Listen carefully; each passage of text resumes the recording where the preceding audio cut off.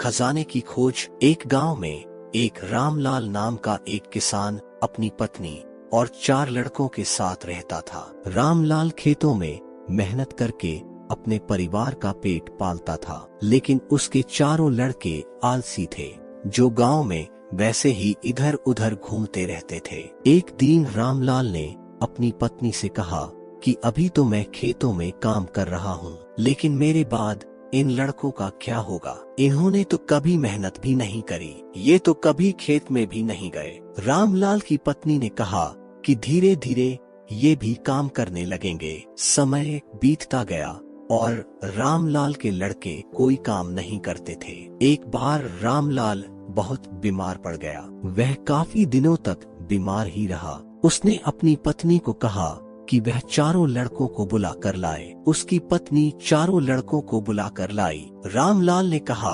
लगता है कि अब मैं ज्यादा दिनों तक जिंदा नहीं रहूंगा। रामलाल को चिंता थी कि उसके जाने के बाद उसके बेटों का क्या होगा, इसलिए उसने कहा, बेटों, मैंने अपने जीवन में जो भी कुछ कमाया है वह खजाना अपने खेतों के नीचे दबा रखा है। मेरे बाद तुम उसमें से खजाना निकालकर आपस में बांट लेना। यह बात सुनकर चारों लड़के खुश हो गए। कुछ समय बाद रामलाल की मृत्यु हो गई। रामलाल की मृत्यु के कुछ दिनों बाद उसके लड़के खेत में दबा खजाना निकालने गए। उन्होंने सुबह से लेकर शाम तक सारा खेत खोद दिया, लेकिन उनको कोई भी खजाना नजर नहीं आया। लड़के घर आकर अपनी माँ से बोले, माँ, पिताजी ने हमसे झूठ बोला था, उस खेत में हमें कोई खजाना नहीं मिला। उसकी माँ ने बताया कि तुम्हारे पिताजी ने जीवन में यही घर और खेत ही कमाया है, लेकिन अब तुमने खेत खोद ही दिया है